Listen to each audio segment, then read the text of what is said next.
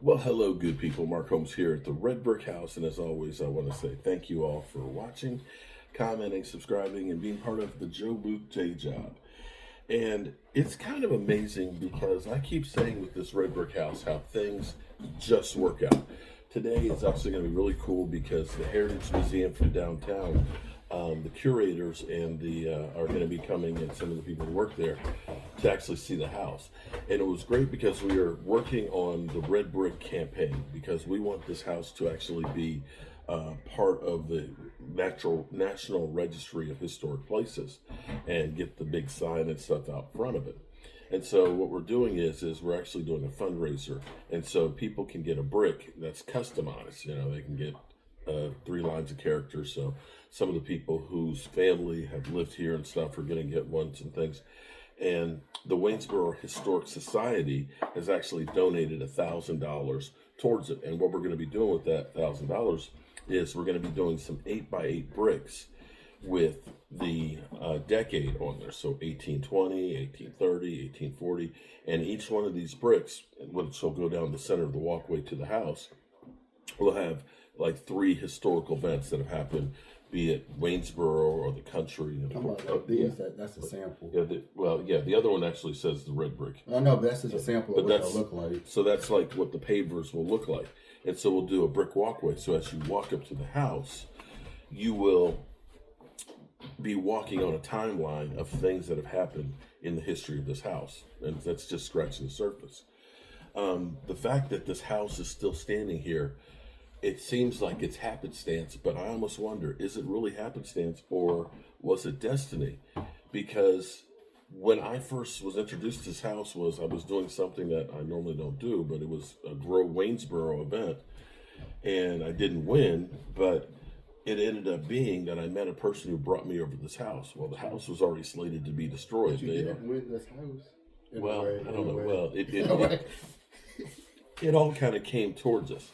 And so we've had, for example, let me give you another example. We've had places where the original floors were messed up. So there was like a furnace, floor furnace that was in the bedroom. Don't remind me about that video. Okay. Well, no, I'm not reminding you about the view falling through the floor. But there's places like in the bedroom where there had been roof leaks and the flooring was rotted out. Well, it turned out the partition walls that we took out from upstairs had actually wood flooring that was left over from when they built it, the additions in the 1890s. And so we're able to put the same floor, to find antique heart pine floor that had never been put down on the floor, no nails in it, is just crazy.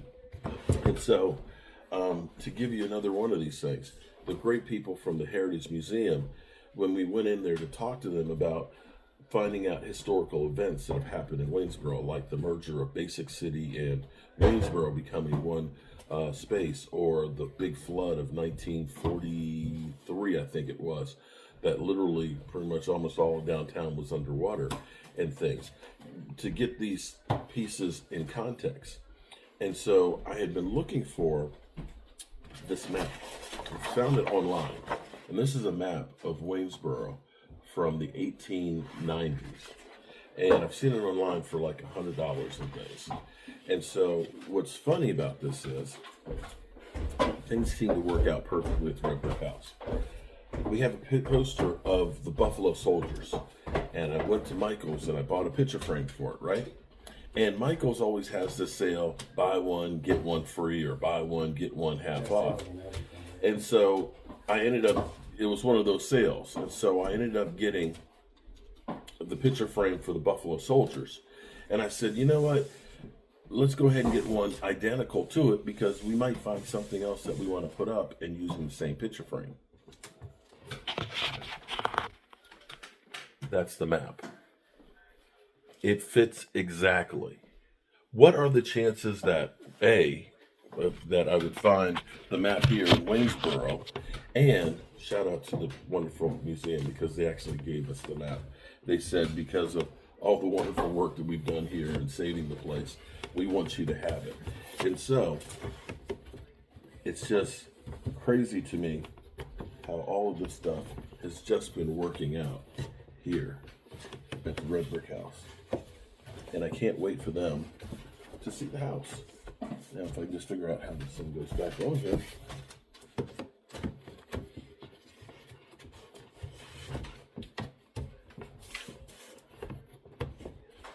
And there we go.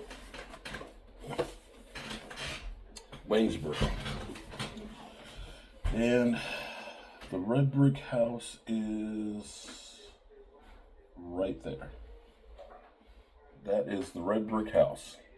I know you can't see it, but it's right there on the map. Kind of cool. Alrighty, can't wait to see the Waynesboro Historic. The people from the museum to come in and see the place. Can't wait to show you. Peace. And there we have it. I finally got it hung.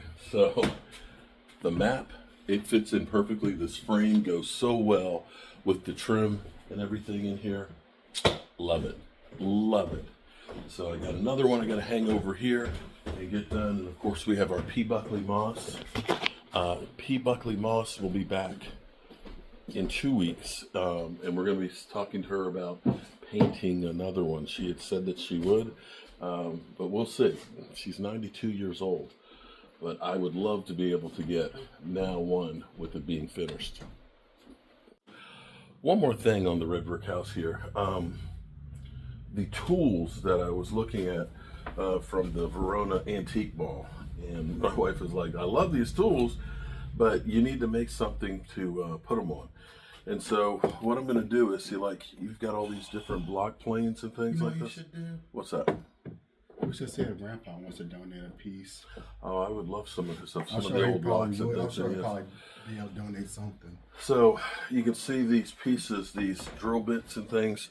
This is just, for me, just incredible to wake up and to be here and to see all this wonderful stuff that is from an era forgotten. And you can see the evolution of from having this to having this hand crank to actually having a geared up crank that you could actually put your weight onto it to really drill. I'm going to sharpen these up and I'm going to try them out and see how hard is it to actually drill with those. All right, so we've had a good time here today, and what I'm going to do is, because I've gotten some of these antique tools and stuff, we're going to do kind of the evolution here of how they used to make holes and use drills. And this, of course, I'm going to actually make some molding with this. I'm going to actually go through and try and do a couple of different profiles to see exactly how it goes. I found these. These are really cool right here, drill bits. They're actually hooked. You see how it curves over like that? So we're going to try that. We've got 3 different types of drills, from what was the early ones like this. Yeah, we're going to try that one. And then we've got our breast drill right here. Look at this. So this literally, you lean on it to give you a little extra oomph on it. And then I have one of the ones that are the cross ones. And of course, I got my DeWalt one. I'm betting the DeWalt one will work faster. You think?